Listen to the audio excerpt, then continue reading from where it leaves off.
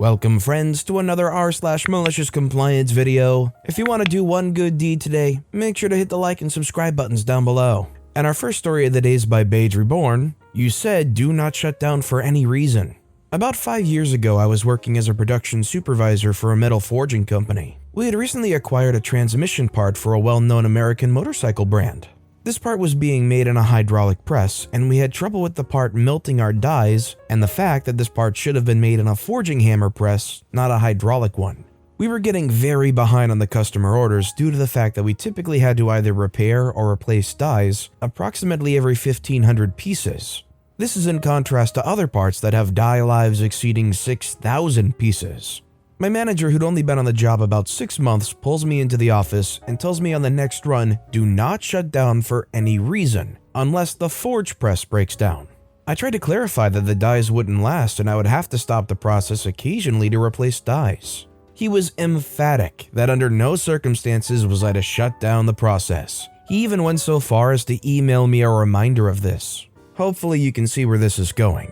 Over the next run, we don't stop, even though my QC guy is losing his mind over how bad the parts are.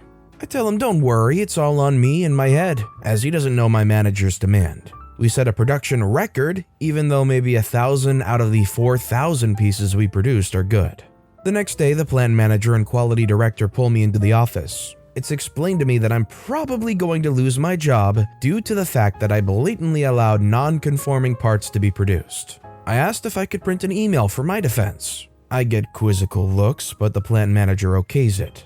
I print off the email from my manager stating not to shut down for any reason and hand it over.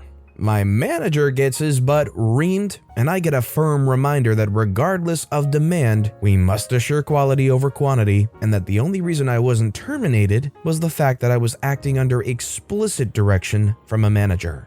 If you were working somewhere and your manager gave you explicit orders to do something that clearly is the wrong thing to do and you know might put your job on the line, would you still follow their orders? Let me know what you would do in the comments down below. Our next story is by Artilleryman08. I ruined your weekend? That sucks. About 10 years ago, I was a regional manager for a transportation and logistics company. At the time, each regional office worked as a sort of independent company in that we had our own sales and accounting teams, as well as compliance people like safety and a driver trainer. I'll start by admitting that I never fully got accounting. I took the class in college, but honestly, it was still confusing. I'm not totally lost looking at the reports, but how they get there is Greek to me. I chalk it up to black magic.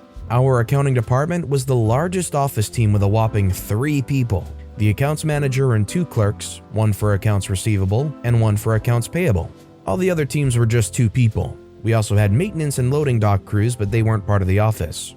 Well, in their infinite wisdom, our corporate office decided that they were going to merge some regions as a cost-saving measure. To be fair, it did save money, but it greatly increased our workload.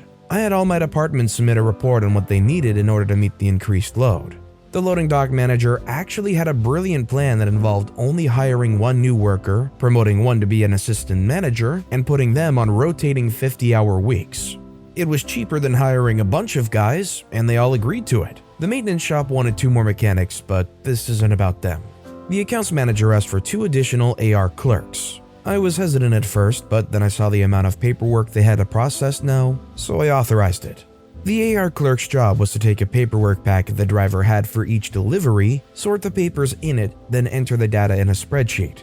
The accounts manager used the spreadsheets along with necromancy to summon billing documents from the void to send to our customers. It was a pretty efficient system. I had a policy regarding overtime. Department managers had discretion to hand out overtime up to 10 hours a week as long as they could justify it reasonably.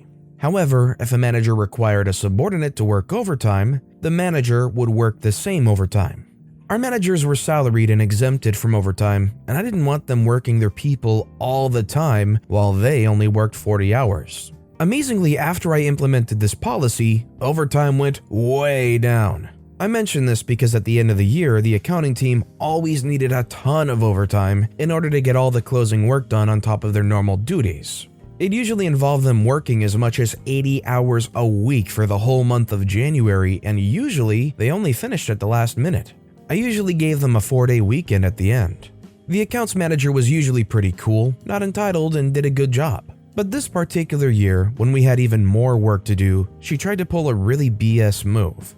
In the middle of January, as they were all working a ton to get through the year end, she announces she'll be gone for a weekend to go to a concert with some of her friends. So I asked her if she had a plan in place to make up for the lost time with no one here working on the weekend. She looked at me confused and said, "But the clerks will be here." I said, "Only if you are too. You're familiar with my policy. I'm okay with you taking all the weekend off, but I need to know that all the year-end work will be done on time." They say I do have a plan. They are working the weekend to cover for my absence.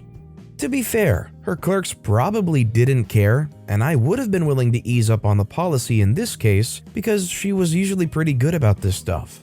However, her tone completely changed that. I'm easygoing, but my subordinates do not dictate to me how things are going to be, and I told her as much.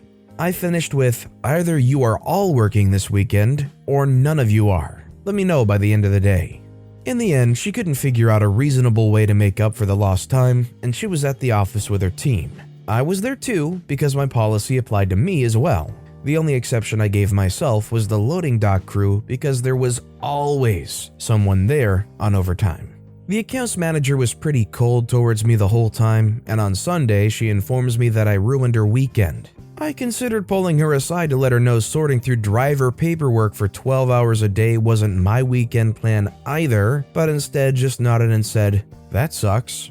A few weeks later, she did apologize for her behavior, and I told her I was sorry she missed her concert, and that unfortunately that's part of working life. Sometimes we miss out on things. Funny enough, she said that her friends thought the concert sucked really bad, and even told her that she was lucky she didn't have to go. Well, this is definitely a situation where a heads up, common courtesy, and just asking for a favor one time in a very nice way probably would have prevailed. But because they decided that they were going to take the reins and decide how things were going to go and ignore the policies set in place, you only stand to upset the people that put the policies in place and make them want to enforce it even more. I guess it's good that the concert sucked. This next story is by SpockOn24S. Look around before you speak. My story happens back in 08 or 09 in my sophomore year at my local community college. I was in sociology class, and the topic for that discussion was religion. This is a small school in the Bible Belt, so I'm sure most students had their own preferences as to their beliefs. When the teacher, playing devil's advocate, asks, "How do we know if God is real or not?" Some guy in the middle of the class asked her in a tone like he was offended by her blasphemy, "Well, you didn't wake up paralyzed this morning, did you?" I almost did a backflip inside with fireworks and explosions going off in my mind from excitement. Within half a second, I meekly raised my hand and said, "I did." I was the only paraplegic in the school the whole time I was there. We were about 3 months into the semester, so most of the school had at least seen me. A power chair zipping about at 6 miles per hour tends to stick out on a campus of about 3,000.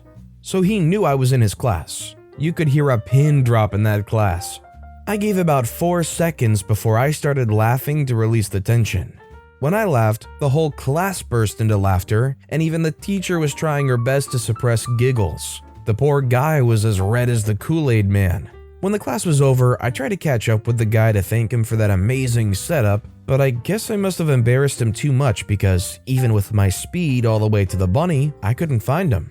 I guess I didn't think about it until a few years later when I met up with another classmate from a different class where I pulled a similar stunt, only to the teacher. This classmate said it was one of his funniest memories, so I told him this story. "Sociology guy, if you read this, I'm sorry I embarrassed you, but you gave me a great setup I couldn't ignore, and I want to thank you for that. You gave me a great story. I just kind of got stuck on the whole back in 08 or 09 and realized it's so long ago now. I'm so old."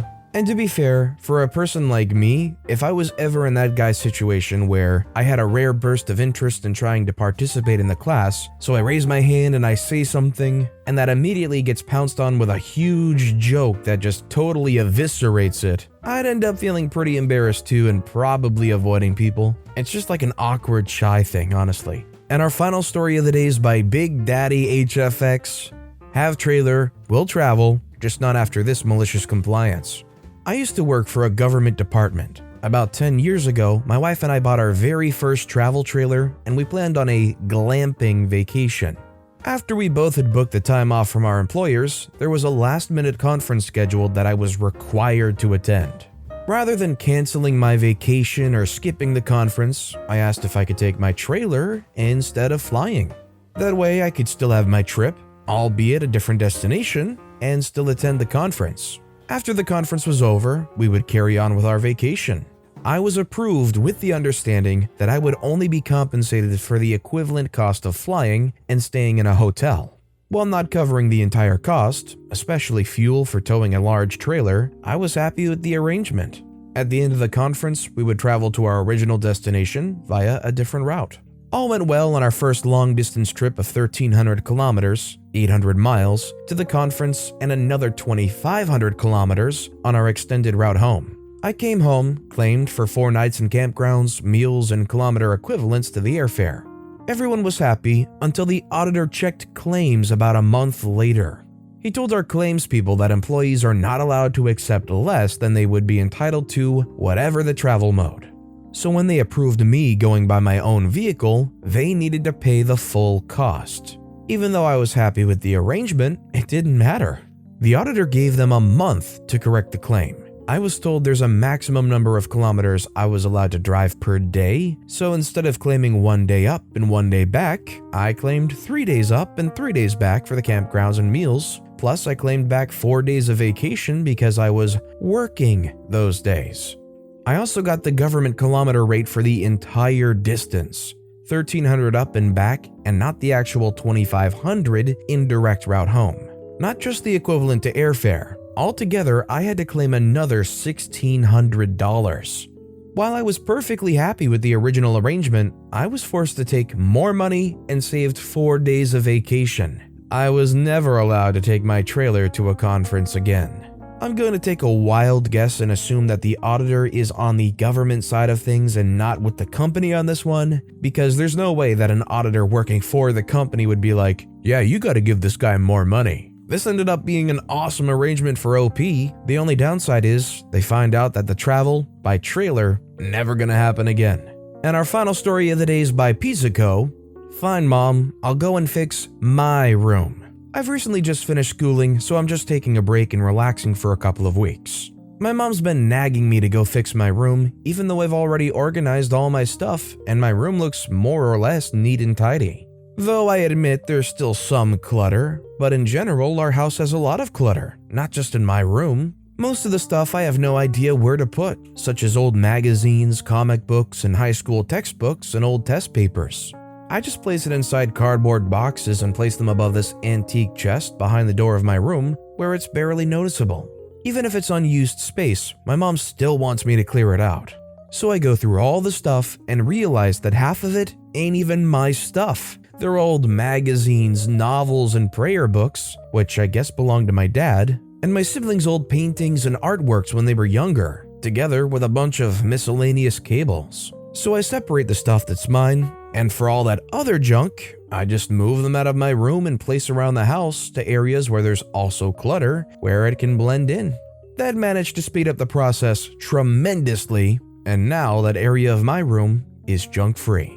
Honestly, the amount of times as a kid that I remember cleaning my room up and being actually very satisfied with the outcome, and then my mom comes in like, oh, this place is a mess, or like, you call this clean and tidy and stuff like that. Honestly, like, as long as you can get around in your room, you know where everything is, you don't have hazards stacked on top of hazards, I don't think there's really a big deal to it. I'm the type of person though that's like, why make your bed, you're just gonna make it messy anyways. So I mean, personally, I just believe that there's a little method to the madness. But with that being said, that's all the time we have for today. So of all these stories I've read today, which is your favorite and why? Let me know in the comments down below. And if you haven't yet, if you could like and subscribe, that would mean a lot to me. Whatever you do, whether it's liking, subscribing, turning notifications on, all of it helps grow this channel and I appreciate the heck out of it. So until next time, I'll see you all tomorrow with some more stories.